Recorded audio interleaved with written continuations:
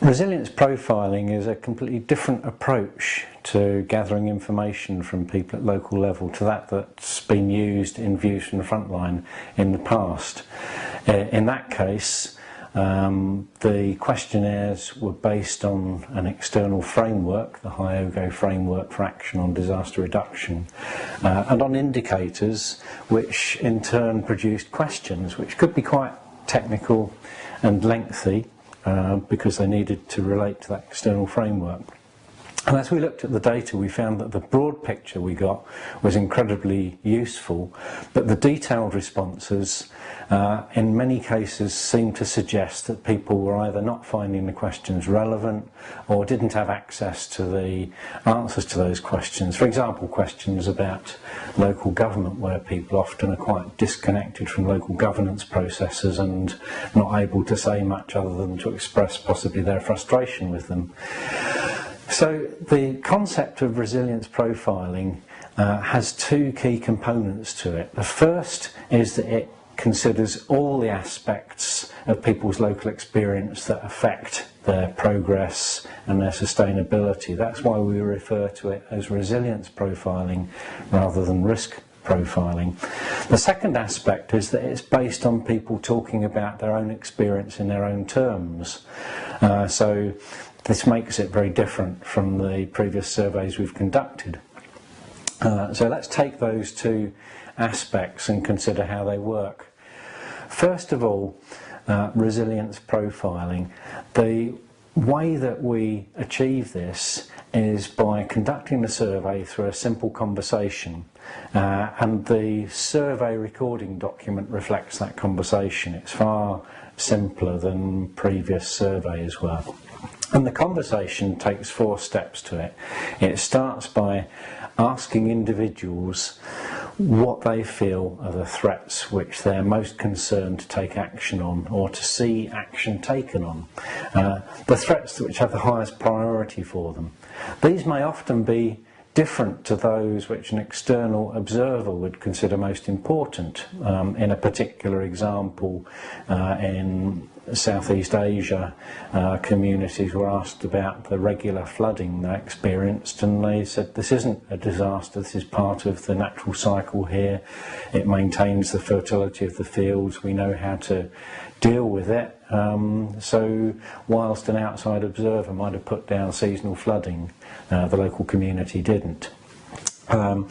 Also, it's not limited to environmental factors, because in practice, when you have these conversations, as I have many times in urban and rural contexts, people talk about the whole basket of factors that affect them, whether they're environmental, such as flooding, economic, such as sudden price hikes or increasing costs of energy, social, violence or even conflict, for example, political decision making which affects their lives.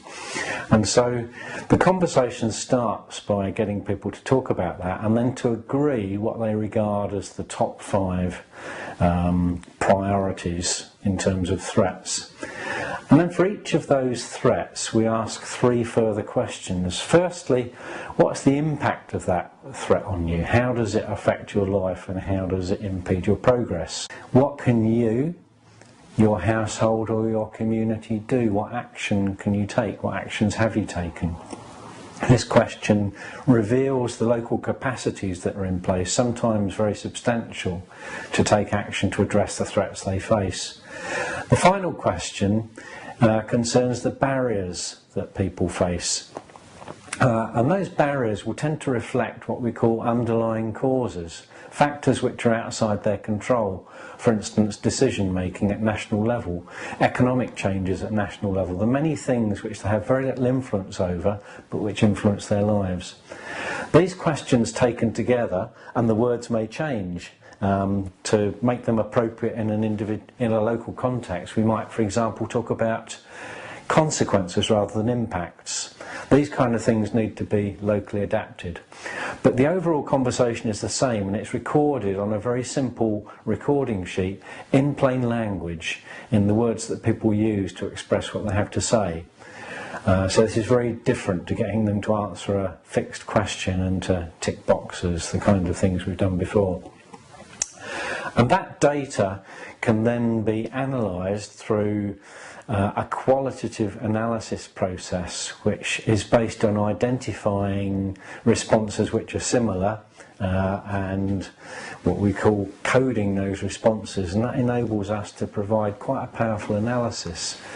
That analysis is done first of all in a very simple way at local level and used to inform community consultations, discussions, collaborations, action planning, implementation and reflection through what we call a kind of action and learning cycle, and this is a subject of a separate video, the process of action and learning.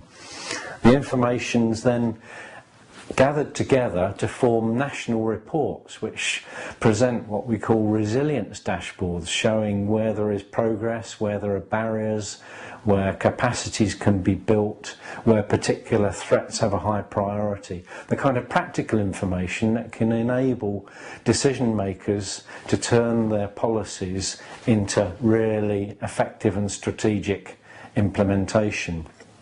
And finally, this data is used at global level, where the data can be presented to show a picture of what's happening nationally, regionally and globally, and by comparing what local people report with the goals and targets of frameworks, including the new Hyogo Framework for Action, the new Sustainable Development Goals and the new Climate Treaty, all being established in 2015. The data can be used to establish baselines, where are we now, and to perform ongoing monitoring to detect whether progress is being made or whether things are going backwards. So it's in reality a very simple concept. We've tested it already quite thoroughly in South America, and learning from that we've adapted it, and we're conducting further testing in Central America with the goal of completing the development of this program, ready to present at the World Conference on DRR in Japan in March 2015. If you'd like any more information or to get involved, then the web address is on the screen now.